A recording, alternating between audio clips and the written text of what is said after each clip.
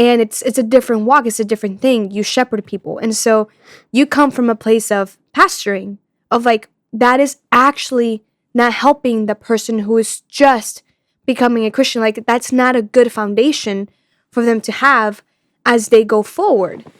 And my question to you was, then what do you do for somebody who he might be genuine about Christ and he just doesn't know yet because he's not there yet?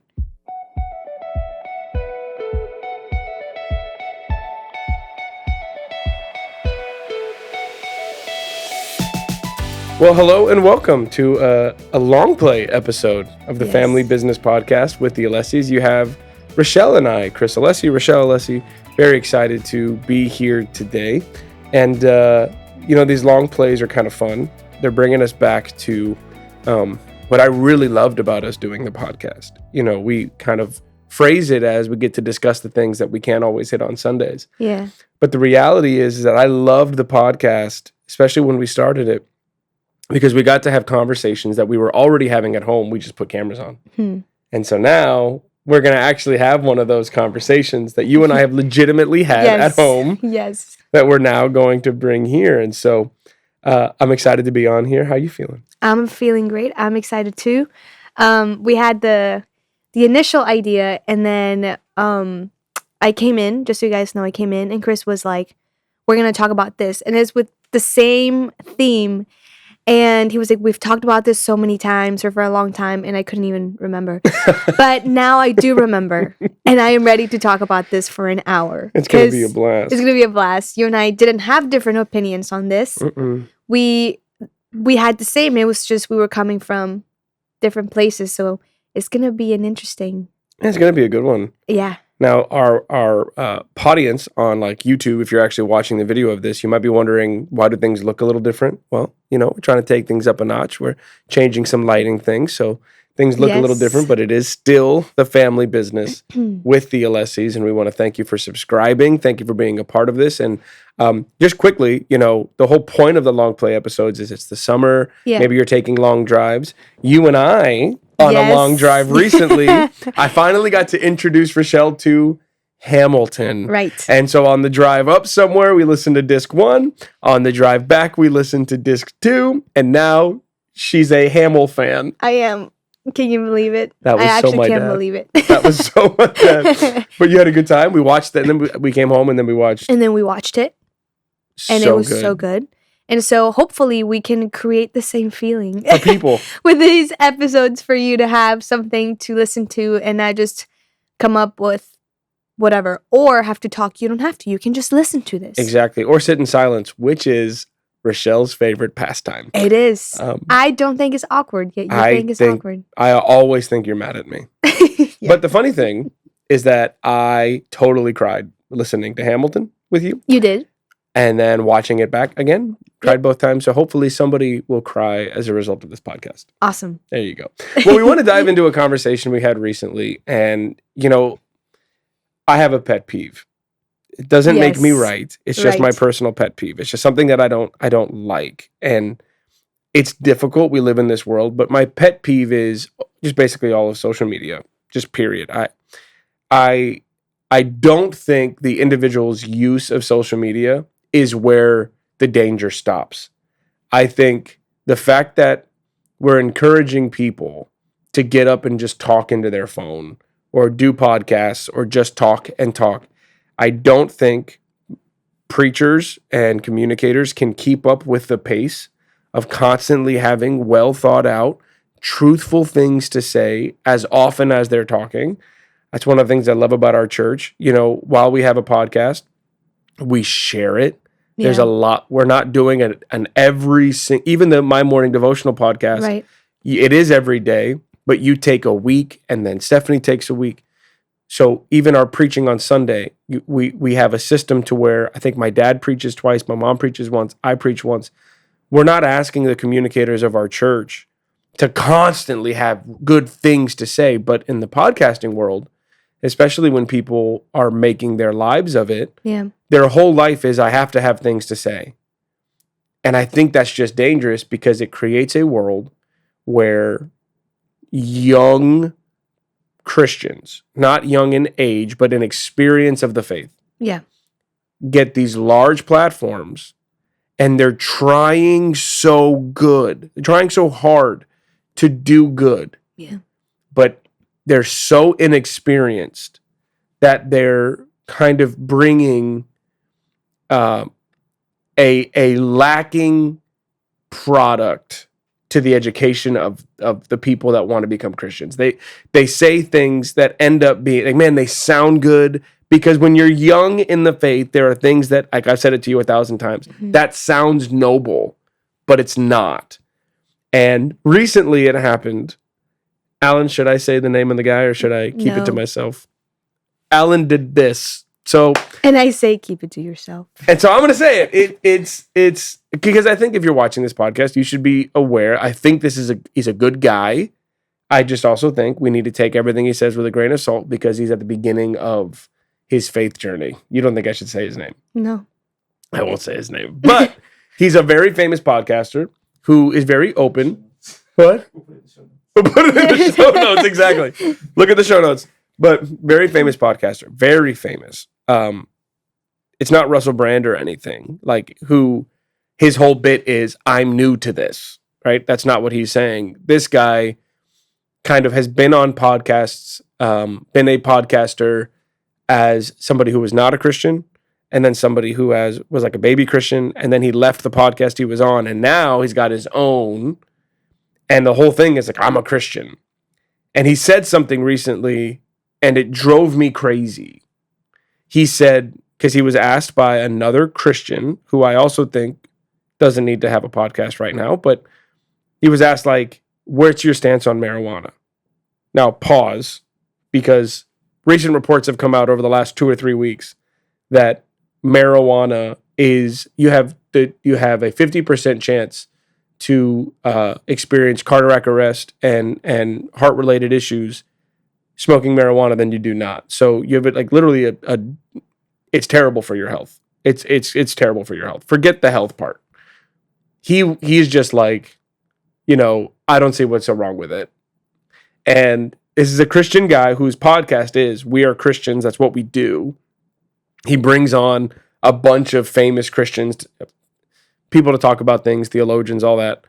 But then he makes this statement where he's like, to me, it's less about marijuana and it's more about like being addicted to something. At the end of the day, I want to be addicted to God. And to me, there's no difference between the guy who says, man, I just need some marijuana right now, and the guy who says, don't talk to me until I've had my morning coffee. He says both of these guys are doing the same thing. They should rely on Jesus and not on a substance. And Richelle, because you were there, I happened to hear that clip and I lost my mind. I lost my ever-loving mind. Now, I've done too much talking. You need to speak now. But, like, I remembered that just drove me crazy, because it sounds all right in his mind. But that couldn't be more off. And I think it's because nobody should find Christ and then have a microphone thrust in their face. You know what I mean? Yeah. And my question for you was, not because I disagreed with what you were saying, but in a world, let's say, where, let's say this guy, his life was a podcast. That's what he did. That was his job. He was good at it. And he was good at it pre-Christ. That was his job. And now he's found Christ and he's genuine about it. We can't say it's not, right? We're not in his closeness to say it's genuine or not.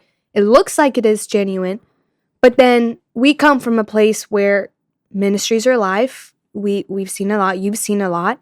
And it's a different walk. It's a different thing. You shepherd people. And so you come from a place of pastoring, of like, that is actually not helping the person who is just becoming a Christian. Like, that's not a good foundation for them to have as they go forward. And my question to you was, then what do you do for somebody who he might be genuine about Christ and he just doesn't know yet because he's not there yet? And your response was like, then you get off, you don't do this, right? And it's like, you disappear for 3 years. Like, that's what Paul did in the Bible. And it was like, okay, that would be healthy. It would be good. That's his job. So it was like, now you enter a conversation where you have to navigate. And even as a family, it's healthy for us to start having these conversations, because it is true. That was his job. And he wanted to, maybe he didn't have to do a podcast about that. Maybe it's something you say, let me continue my podcast on something. Let me just clean it up. Let me be a Christian. Let me live a life that is like, I am a Christian. This is who I am. Maybe it didn't have to be a podcast about Christianity, because maybe you're not ready to speak on that yet. Yeah. And it could be dangerous for you to have such a wide audience, and then you're speaking on something maybe you're not ready to speak on, not because your conversion is not real or true. It probably is, and that's probably why you're so fired up to talk about it. Because we also live in a world where that's what's become normal the last couple of years, that you're anywhere and you pick up your phone or a camera and you film yourself, you talk about it. And it's like the norm now. It's like, if you actually don't post about it, it's like, did that really happen? We used to joke about it, but now it's become reality, where even people are basing their life or their vacations on what they've seen. And it's now becoming this weird mix where we're having to decide, then what's the line? Where do we say that's enough? Where do we say, no, we have to speak on that, because we can't let people believe that and misguide people. But also then the conversation is like, where do you have the grace to say, well, he'll learn. But then that's hard to say that, because if it was somebody who's doing it and is doing their walk, not in secret, but in a regular way, not in front of thousands of people, then it's okay, because then let me teach you, let me help you. Yeah. But if you're doing that and there's thousands of people listening, then I knew in your mind you were thinking of like, well, now you have to teach all those thousands of people that that's not correct. And so my question for you is, then how do you, as we continue to navigate this, right? How do you not fully balance it, but how do you approach it in a way where it's not dismissing somebody's conversion, but it's also us as Christians now allowing that to water down the gospel? Yeah. And for us to say, yeah, that's okay, he'll get there.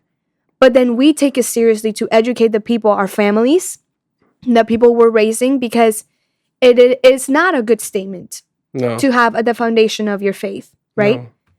Well, yeah. So Paul says in certain moments, at least Christ is preached. Yeah. Right there. So there's that aspect of it. So technically, I'm supposed to look at that and go, man, at least he's trying. At the same time, there are moments where Paul had to get in someone's face and say, dude, you're not doing this right. Yeah. Apollos, who may or may not have written one of the biggest books of the Bible, and his theology is phenomenal, who is a really powerful preacher. I mean, they actually say that Apollos, from what we can read in Scripture, might have been a better preacher than Paul. He was pulled in by Priscilla and Aquila and taught the right theology. So Paul would have gotten saved and gone away for a number of years to learn. And so that's one of the hard things. So that's where my mind first goes. It's like, man, because I probably never get to talk to that guy, and he probably wouldn't listen to me anyways. But for the people that do listen to me, it's important for them to understand they should see value in the education of the person teaching them. Yeah. Right. So I will be honest, and this sounds crazy, sometimes you should not look at the point the person made.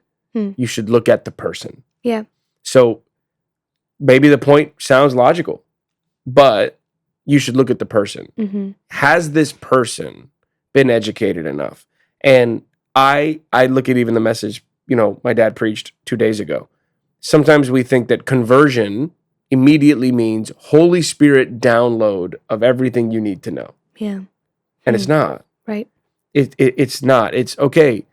You've seen Jesus. You've given your life to Jesus. And now you're on a lifelong journey of following him to become more like him. I should be more like him 10, 15, 20 years in than in the first couple of years of conversion. Yeah. Even if I was raised in it. I think Alan and Ashley in the room would say, as people that were raised in church, one of the things we had to do in our 20s was go, some of the things I learned in kids ministry was for a season, but was not full truth. So now I have to learn full truth. Yeah. In the same way, even if you were raised in church, there's a period of education the older you get. And so I would say to anybody like watching and listening to this, like there's a lot of content out there that makes points that sound good. I just wrote a blog today. I'll release it later. That's all about this Catholic woman who makes these points about, Protestantism really came from people walking away from Catholicism, and that you shouldn't give your life to somebody that's walking away from something. And there were people in my world that sent that video to me saying, "Is this true?" Wow. And it's like, no, it's not true at all. And so maybe we should stop listening to people who are just talking from their cars. Like, hey, maybe we shouldn't find so much value in the views and sends, but we should start to value the person's experience. We should start to value what we know of the person. So remember when you did marketing for school and I did psychology, and there's a lot of overlap. Yeah, I was actually thinking about that right now. This is crazy. Were you really? Yes. So there's two different types of commercials that are out there today, and we see them. There is the, hey, I'm an expert. You can trust what I'm saying, right? And so now it's like, hey, this is what I'm telling you because I'm an expert. There's another kind that's like, this is how you feel. This is what you're going to feel if you get our product.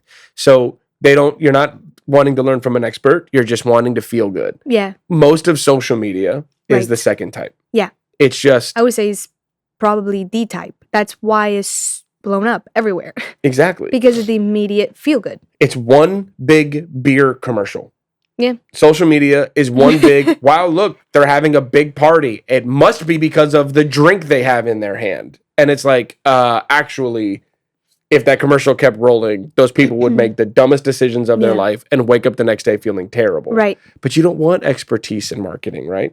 So all that goes to say, like, I think if we're looking at people podcast-wise that we're listening to or whatever, we should care about the amount of time that they put in. Yeah.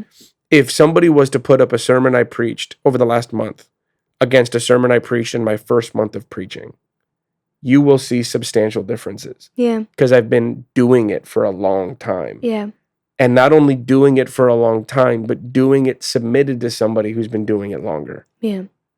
And I told the church in my most recent sermon that, guys, there have been times I've walked off the platform to a standing ovation and been grabbed, pulled into an office and said, the way that you said A, B, and C was not correct. Oh, it's like, but the crowd loved it. It doesn't matter. It doesn't matter. There's an order. There's a way. This is how you don't do, and that's what I think people should realize. So real quick, like one of the things we also wanted to talk about here was like how for us, we have noticed we were both pretty dedicated to our Bible reading when we were single. We had like a system. Yeah. And then all of a sudden we're married and you can't just adopt the same system you had before because the other person like matters and their schedule matters. And so you figure out a new rhythm on how to get into your word. Sometimes it means, man, I could have done 5 times a week when I was single, but for the first couple of months of marriage, like maybe I can't. And then all of a sudden you get back into a rhythm and you get back to like, man, every day. And then all of a sudden, like you get pregnant. And there were days where the last thing on your mind was, let me get into my word today. You were sick every day of that pregnancy. Then the baby comes out and neither one of us is able to be like, I'm going to do tomorrow, 6 a.m., read my Bible. Like just, so there were seasons of like our ability to study the word and spend time with God. And it was always a priority. It's never something that we neglect. We feel the results and the effects of neglecting it. Yeah. Like there are moments where it's like, oh shoot, today this week was really hard. This wasn't a good week for me. Yeah. Because I didn't get my work. You're like, okay, I can see the connection. But the point with that is even us as people, who've been in ministry for a while, who've been raised in the church, that are long-term Christians, even we are like, oh shoot, there are some weeks I don't want a mic in my face. And some weeks where, man, I'm prayed up, I'm ready. We don't ever consider that when there's somebody who's on social media having to speak every single day. There are and this is where when you challenged me and you said, okay, Chris, I agree with you, but what should a guy like him do? Right. One of the things that I don't even consider is, man, he might hang up.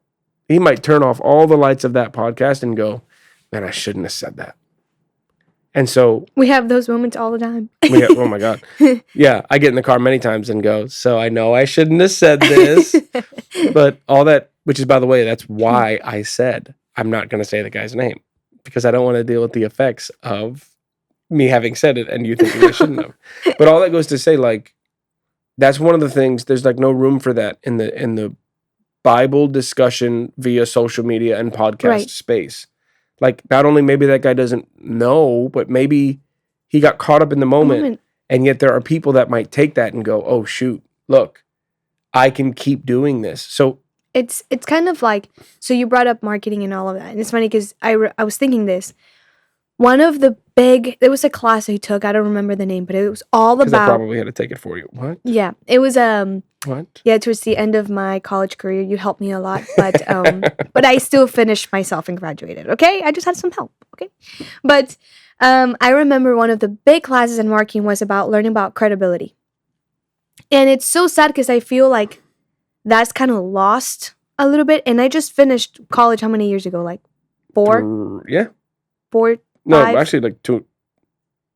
Yeah, what does it matter? It's been a while. But it's been a while, but not that long to say, oh, that's lost. But I remember learning, and the big thing about marketing, especially when it came with communication, was about credibility. And the teacher and all we learned about was that before you go and write an article, before you go in front of somebody and deliver a speech, before you have to do anything that comes with communicating, you have to have resources. And you have to present sources. Yes, there you go. I graduated, I promise. But you do have to have sources, and they have to be credible. And they can't just be credible because they were in Wikipedia. In fact, there was places that they said, if you say that you got your info from here, we immediately eliminate your credibility. It's done. Because it showed you did not put the work in to show you were credible in what you were speaking about. Yep. And you had to go and find the right places with the right things, and that determined whether or not I should listen to you. And it had nothing to do with the person. It was not like a person showed up and you said, I like you or I don't like you. It was about, what was your preparation? How did you prepare to deliver this? And I think we've lost that a little bit in this age. And it's become, not a little bit. Yeah, and it's become more about the person. So even us, we go and this person is wrong, and you go to attack the person when in reality, all we have to do is say, are you credible? Can I trust what you're saying right now? Not because, what are your sources? What are your sources? Not because you're bad. Like this guy, like we were saying, he might have had a really true conversion and he doesn't know anything else. But with that being said, me as a Christian, as a parent, right now we only have a 2-year-old, so we're not there yet. But I can imagine parents who have teenagers who their world is listening to these people in the sports or whatever world your kid likes, and they go and listen to these podcasts, to these things, and then they come back and they're like, Mom, Dad, look at what they said, and they just became a Christian. And because their kids are young or teenagers are still very young in the faith, and they hear they became a Christian. So now everything they say, I can take. I can trust it all. I can trust it because they said that. I remember when I was a teenager and I heard that the Jonas Brothers were Christian, and I was like, oh my God. Well, 10 years later, she's laughing right now because she understands. Well, 10 years later, I had to say, oh my God, that meant nothing. The fruit of their life does not reflect that. But it took 10, 15 years. I feel so old, and I know I'm not old, but I feel so old. It took that long to say, oh, they didn't really mean that, or they just at the time said it and their life took them somewhere else. And before, as a teenager, I became obsessed with everything they said just because they said they were a Christian. Or it's kind of like when you have to take a test and they're like, okay, what's your age? What's your race? What's your gender? And what's your religion? And they go, oh, Christian. But that doesn't mean. No, I had to go back, and now I know this. So as a parent, it's almost like, when even us, before we go and get mad at the person for saying it, let's take it personal to say, let's educate the people around us to say, before You take anything anybody says, are they credible? Yep. And let's teach them what that means. Are they, what they're saying, does it back up what your parents are teaching you? Your pastors are teaching you, your youth leaders, your connect group leaders, the Bible. Like, that's does why. Does it stand up to criticism? Like, can that thought, is it logically consistent? Does it? Yeah. And the person who said it, how many years have they been in ministry? What is the fruit of their life? Because for me, now that I look back, I'm like, these guys, they don't reflect that fruit at all. But when I was a kid, I'm like, oh my God, they're Christian. And now we're seeing that all over again because that's going to happen. God. So President Woodrow Wilson, one of my favorite quotes of all time, he said, if I have to speak for 10 minutes, I need a week of preparation. If 15 minutes, 3 days. If half an hour, 2 days. If an hour, I'm ready now.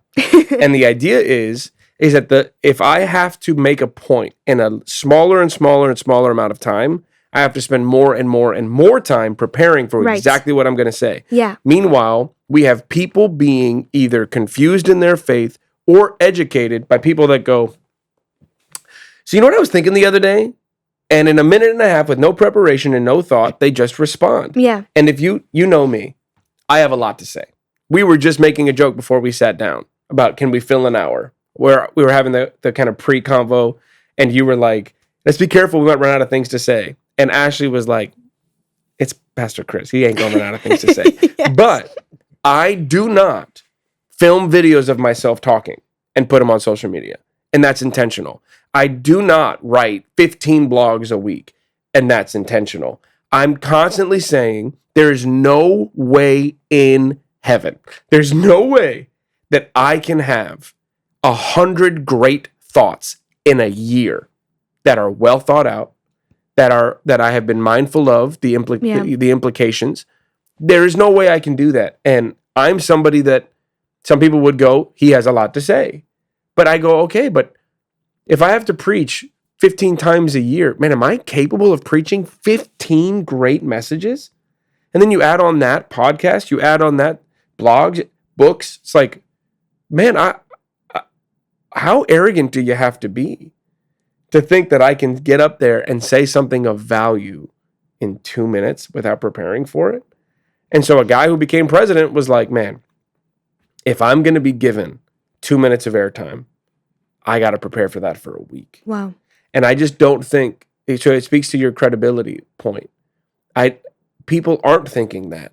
Now, if you want to make funny videos, like we follow that one couple, they're like talking about their kids and they're hilarious and they get in the car and they're telling the stories of their kids. That's hilarious. But if somebody's going to be saying something that might affect your faith, affect how you practice your faith, be mindful. Right. Be mindful that even pastors, when they're being put on podcasts, like they're not sitting there like, that you're getting a more vulnerable version of them. Yeah. But that might not be something they get up and preach about. So you just got to be really careful before you fully adopt a theological point from some clip. So, okay, why is that? So then let's go back to this point. Because one of the reasons we're making this podcast today and talking about this is because if we don't talk about these Christian things, the only people on the airways of social media and podcasts that talk about them are the newest to the faith people. Yeah. They're the podcasts where the people can remember the day that they got saved, and it's 2 years ago, 3 years ago. And there's nothing wrong with that. Yeah. But there's great podcasts started by great people who go, I need help. So maybe this will help me hold myself accountable. And there's a lot of value in that. But what should those people do? Like that guy with a great podcast who was already famous for podcasting before he got saved. You asked me, what should he do? And here's my thought. My thought is, if you have a platform and then all of a sudden you get saved, the reality is you have an expertise. So use that expertise to platform other people who are more experienced, who are prepared, who are ready, that might not have the expertise. There are tons of people in the faith in their 40s, 50s, and 60s that were not raised in all of this world, that don't have the ability to get up there and build a following and a platform the way that you have. So produce their show, or don't have your show be named after you, and get up there and say, I will be a part of this podcast for the sake of hearing what you think, but not giving you what I think, because I don't know what I think yet. That's what I would have loved to hear that guy say. I'm new to all of this, and this is an area that's really vulnerable for me. I don't really know what I think yet. What I know is I don't want to be dependent on this the way that I wouldn't want to be dependent on anything. If he says that, then instantly you're like, Lord, thank God that people struggling with marijuana have an example of a guy like that who's aiming to not be dependent on anything. Yeah. But then to sit in the seat of, I know, and say it's the same as a coffee addict, when A, studies show that's not true. B, I don't think any kid ever goes to therapy one day and says, man, you know what it was? My dad was just addicted to coffee. I don't think that's why he's in therapy. When someone gets into a car accident and kills somebody, they're not checking their coffee level. They're not, were you under the influence of caffeine? It's a totally different game, and it's unfortunate because that guy, and this is one of the reasons why ultimately my thoughts on this, while they may sound harsh, are actually I care for the person more than you may realize. Because I don't think anybody that fresh in their faith should have the spotlight of that many people. That's a hard thing to bear. One of the stories I mention a lot, and I love it, but like St. Augustus, they wanted to ordain him into the ministry, and the guy ran away multiple times because he knew the weight of being an ordained minister would be a heavy one. And not like, oh, I can't get married or this or whatever. That's not what he was referring to. He was referring to having to be somebody who has everything in my head, not my life, in my head, well enough together to present as a teacher. That's a heavy burden. So they actually had a rule for ordination in his ministry. We're not going to ordain people that want it. We're going to ordain people that are called to it and are almost afraid of it, because that's how you know they respect it. And if you've got this large following, I wouldn't want that on myself. Not because it could expose the hidden realities of my life. Not because, I don't want the burden of having to live a good life. That's a burden of Christianity. That's living a life pleasing to God. That's nothing to do with being an example to people. The burden of being an example to people is I have to have my thoughts together. I have to know what I'm going to teach, and I have to know the implications of what I'm going to teach. For instance, I like to say that I'm somebody who can kind of look at things in new ways. I can have a different perspective on things, and I believe it's biblically based. And I believe that I've done my homework, and I can prove that what I'm bringing to the table should be valued, right? I'd like to think that. Well, there was a day early on, probably 5-6 years ago, when I would be teaching something like that. My dad would go, Chris, you can't keep teaching this revelation, which is solid, but like it's replacing their religion, their belief system. You have to come in and introduce people and say, hey, look, I know you think and you've been taught that this verse says A, B, and C. And you know what? What if we put new glasses on? And what if we saw it this way? And it's not that I'm replacing it, I'm just taking it deeper. So even something as simple as not what is being said that it's wrong or right, but how it's being presented. It takes a lot of coaching and a lot of teaching. I would not have wanted the eyes of the world on me when I was an even younger preacher. And so it's almost like, man, one of the greatest gifts that we can give a guy like him is to not listen to him yet. Mm-hmm. Give him the time to learn and develop before we put the burden of a large following on him. Because Paul confronted Peter. Because even Peter, as great as he was, when Jesus ascended into heaven, didn't really know everything. And neither did Paul. So the reality is that we should all be very mindful of like the people that we're listening to and the people that we're hearing from. And you've always said this, but like, what is the fruit of their life? I mean, to me, if the fruit of your conversion is you really don't see an issue with marijuana, then I'm confused by that. That doesn't make a lot of sense to me. But if the fruit of somebody's life is grown kids who are healthy, that love their lives, I mean, you and I don't have that fruit yet. No. I cannot sit here and say that the fruit of my life should be followed the way the fruit of my dad's life is. Right. So what I constantly tell people is not you can trust me because I'm trustworthy, but you can trust me because I'm submitted to my dad and he's trustworthy. I've said that for years. And I actually believe that. I even told you when we were getting married, one of my greatest gifts to you as your husband is the people that I have around me that will never let me fall too far. And it's not that I'm trustworthy, it's that the people around me are. And I think I can be trusted because the people around me that I trust are trustworthy.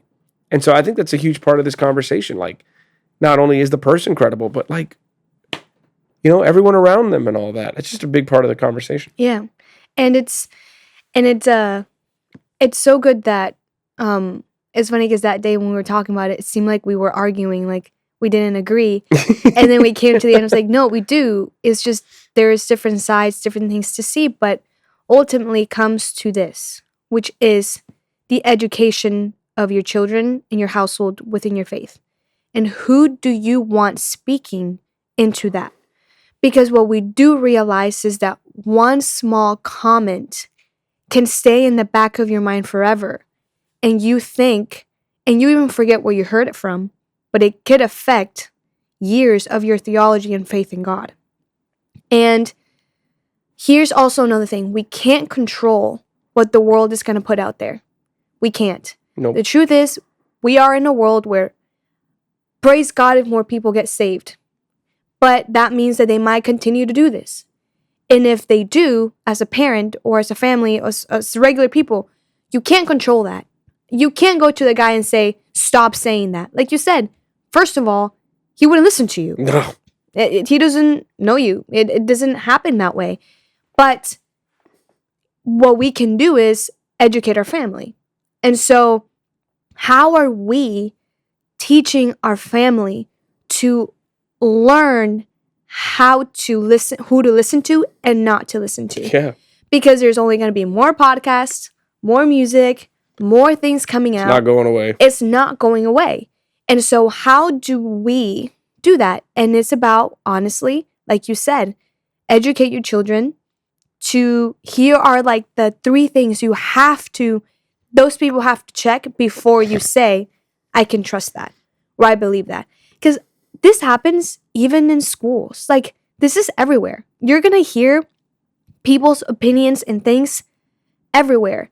And how are we training our families to go out there and say, that's credible, that's not? And now just because they said, I'm a Christian, I can believe everything you said. But okay, you're a Christian, great. We're happy that you are in this part of your life. We'll pray for you. But us and for my house, these are the people that we listen to. These are the people that we surround ourselves to. That if they gave us an advice, if whatever we listen to does not align with these people, then it's not for you to take. It's not for you to meditate on, and it's not for you to even entertain in your mind. And it was good that conversation brought us to this, thinking that we do have to be very careful to who we listen to. And even our approach to when we hear some of these things, how are we approaching it? Because we also need to help people, not just think that we're going to do the same thing that the world does and just go out and be like, you're wrong, and like bash on this other person. Because then we're doing the same thing as the world, just pointing the finger. But that doesn't mean we're not going to educate and say, that was not correct. That statement is not biblically sound or even truth at all. And that just means that person does not have the fruit yet to show I can trust you and I can listen to what you're saying on the Bible. Maybe your expertise is in sports and you know what you're talking about sports. It does not mean they know what they're talking about on the Bible. And that's so hard because sometimes communicators, because they know how to communicate, or podcasters or even influencers, they have such a way of making things sound magnetism or look that when they now go and try to talk about something that's Bible related, you think you can trust it too, and it's not. And so maybe their expertise is on sports. Great. Let that be your expertise. But when you talk about this of faith in God, if you're trying to teach me something about it, I'm not going to say, oh, I can trust you. I'm going to have to wait and see, does the fruit of your life and what you're saying align with my spiritual guidance, my pastors, my parents, my family, us. And sometimes if you don't know, ask. like people were sending this to you, like, do you know? And that's does this scare you? Does this scare me? I loved a couple of, we're doing the series right now, Let's Talk About Life, here at our church. And I loved it because we've been talking about it as a family, is answer some really hard questions that every Christian has. And sometimes the world goes and tries to answer these questions for us, but it doesn't sit right with us and we just don't know. Like, is that right? Is that wrong? And what this series has done is that it has really showed us what the Bible says about these things. And it's given, I think, us Christians confidence. And on the way home from, I think 2 Sundays ago, you spoke about the Bible. And you did this sermon about what the Bible is. You did not get up there and said your opinion on something or what you felt. And you even said, this is not the type of sermon that would get me excited, but I knew this was information people need. Like, I can't just get up and talk about what makes me feel good. It's like I have a responsibility to teach. And if I'm not equipping people right, then what difference am I really making, right? And you spoke the sermon about what the Bible is, and you went on details about books and sections and what they mean and who wrote them and the purpose of them. And we loved it because we left and we said, now we have tools for our everyday faith. When nobody's there, when nobody but the Holy Spirit is there, we need to realize, are we giving people tools that is actually helping people hear God when nobody's around but God? Yeah. And they're not thinking that they're making stuff up or hearing what they want to hear because of what they heard somebody else say. But when they open up their Bible, what they're actually listening to and studying is sound because the tools we're providing. So even as people who communicate about God and anything, let's think about this. Are we giving people tools to pursue their faith every day? Yeah. Because you can talk and have a great thought. And even with social media, sadly, sometimes now the world and the way that social media is, you think about when I'm speaking, will that make sense in 10 or 30 seconds of a clip? And so you have preachers who have all these messages who just sound good for 30-second clips. So they have great one-liners. And then you think, man, this speaker, this guy is amazing. You never heard a 45-minute sermon from him. You've heard clips of his sermon. So that's not even the whole picture. Nope. So even as communicators, this is for everybody. It's like this talk was like, how can we all help each other? Because if you're a communicator, you have a gift. So communicate. But are you giving people tools that they can take and use?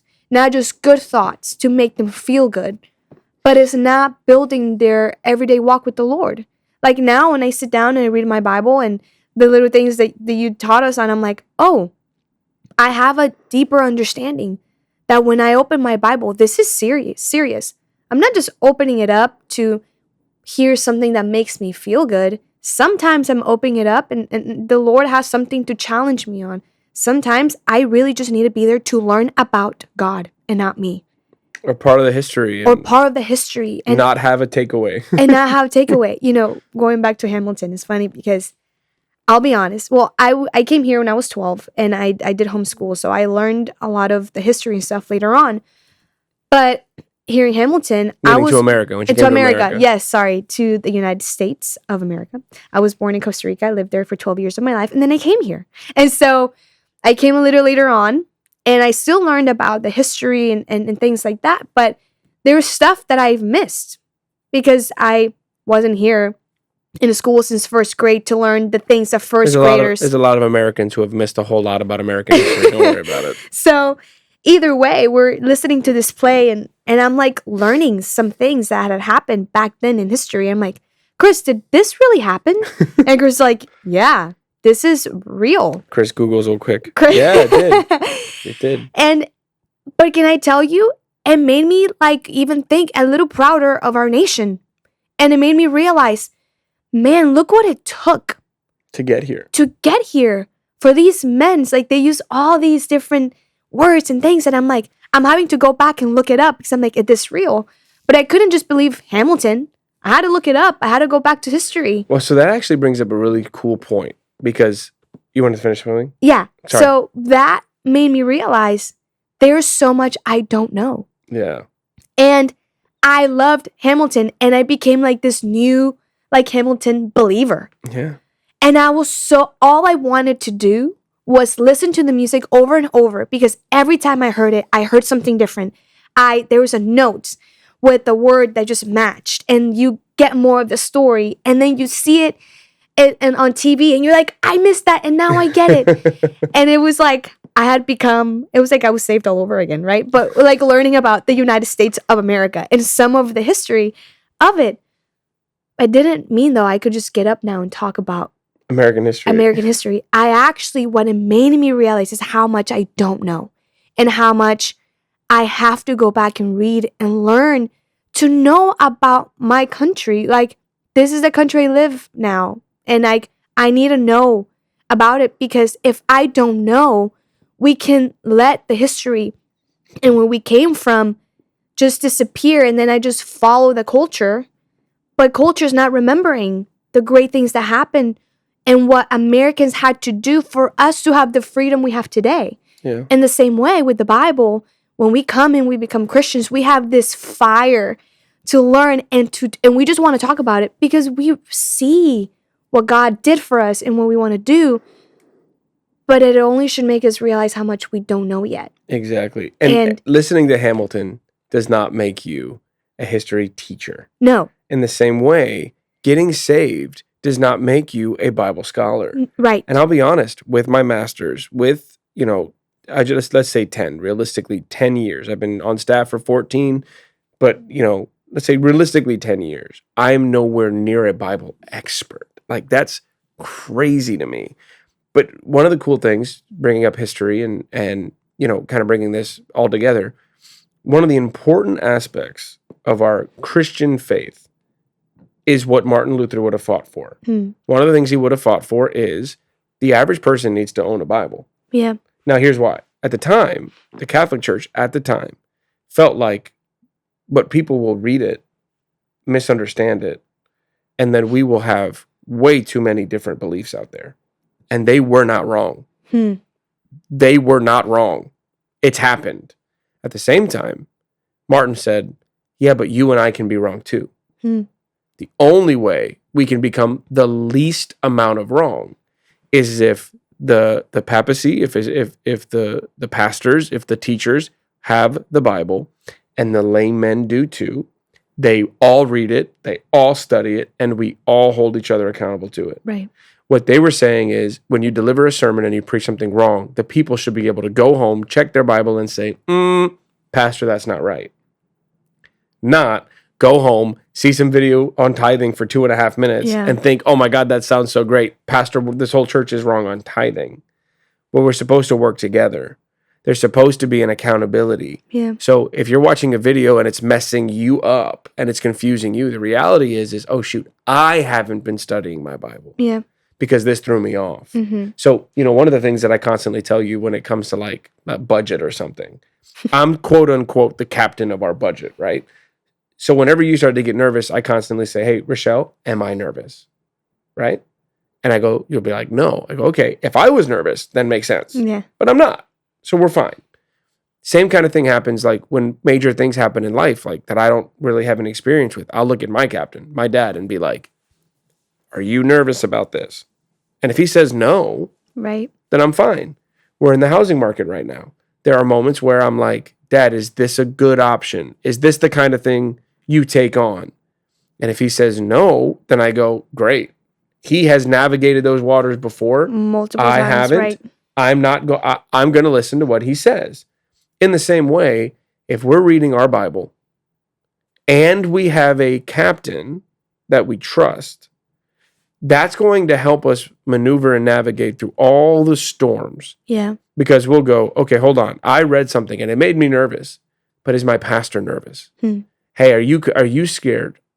No? Then I'm fine. One of the reasons why that video of the Catholic thing I told you about was sent to me was because the person was nervous. Is this potentially true? And the minute I said, hey, I'm not scared by that. In fact, I'll write a blog about it to show you how incorrect the logic is without taking a shot at the person. Like, it cleared everything up for them. So I think it's important. Like when you look at our history, 1,500 years of Christians, meaning from when Jesus ascended to basically the 1600s, they didn't own Bibles. So they just had to trust what the pastors and the leaders were saying. Mm-hmm. But then one of the great advances was they found a way to where we now live in a world where it's in every single language. Yeah.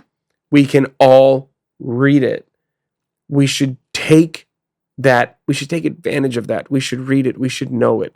We should ask questions. We should be wanting to know more about it, not leaving it to the pastors, not leaving it to the podcasters, but at the same time, to keep us accountable to it, we should have a pastor that we trust, that's in our city, that we attend their church, that we know them, that we can constantly say, okay, when the storms come, because you're not going to understand everything in the first 5-10 years.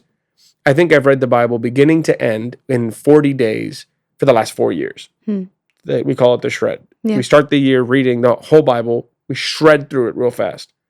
I still, when I read the Bible, go, I didn't know that. I didn't see that. Yeah. So you want experts towards the end of their life, though, that are like, man, I've been in this for a long time. Yeah. I've navigated these storms before. Right. And it's kind of like that we are farmers. Like we know a thing or two because we've seen a thing or two. That's farmers, right? Did I get that wrong? No. And so we're supposed to hold each other accountable. We're not supposed to be getting these outside voices that are scaring us. But I will say, just about every book Paul wrote, actually just about every book in the New Testament, not all of them, but just about every one was written in opposition of false teachers. Every single book, I literally just said not every one, almost every single book was written because there was a false teaching out there. So they had to write in opposition to the false teaching. They had to clarify what was wrong. And so I also have to remind myself that this is not something, like it's not uncharted territory for the church. The church has had people that are saying things that aren't true. Not every one of those false teachers had a bad intent. They just weren't teaching it right. Right. So, this is the important thing. It's like, what would people take away from this? Well, be mindful of who you listen to. Get in your word. And pick somebody like a pastor that you can say, man, I trust that person. At the end of the day, with so much to know and potentially get wrong, you're going to have to err on the side of trusting someone. I don't want that person to be myself. Just going to be honest with you. I also don't want that person to be a feeling that I call the Holy Spirit. I want to be able to get to heaven and be like, Lord, I may have got that wrong, but I was trusting my pastor. I trusted him because I guarantee if I do that, and I've said that before, but if I do that, I'm probably not going to be wrong about all that much. And I'm going to be all right. Yeah. If I trust myself or some internet preacher, I might get a lot wrong. Yeah. So it's been a great discussion. Yeah. Coming up on 53 minutes here. Wow. You have anything else you want to say? Nope. Wow. Me neither. And that's weird. That's weird that I don't have anything else to say. I guess I will end by saying that, I feel like on the last couple of podcasts, I've come across a little harsh. It's all passion. And it's a passion for the individual's ability to man, you have access to the word. So study it. Get to know it. You'll be unbelievably shocked at how much you will understand over time. So you said, and I think Ashley will understand me on this one, but you said you wanted to keep listening to Hamilton because you'd catch things you didn't see before. I've always said one of the reasons I watched The Office as much as I did, because I continued to catch things I hadn't seen before. The same thing is true of Scripture. Yeah. You might not understand it this go around or the next go around or the next go around. But if you get in it and you just keep listening, keep reading it, audiobook it, just kind of stay in it, you'll be shocked that all of a sudden you start catching things. You start hearing things. We start preaching things and you go, oh man, I knew that. I had seen that. It makes the Bible more approachable for the average person. And that's important. We don't make it approachable because we water it down so you can understand it. It's approachable because if I get in the water, I will eventually understand it and be able to swim. Yeah. So thanks for joining us on this podcast. We hope you enjoyed it. Like I said, I hope it made somebody cry. Maybe we'll put the name of the person in the show notes. Maybe not. But we want to thank you for joining us again. If you haven't subscribed, feel free to. We'd love it to be a part of the family. But thank you for joining us for this episode of The Family Business with the Alessis. We hope you enjoyed today's episode. Go ahead and subscribe to our YouTube channel, like this video, and click on the notifications bell so you can be notified for all of our future videos. And if you loved today's topic, we have plenty more. And you can click on this link right here to watch all of our videos so you can learn why family is everybody's business.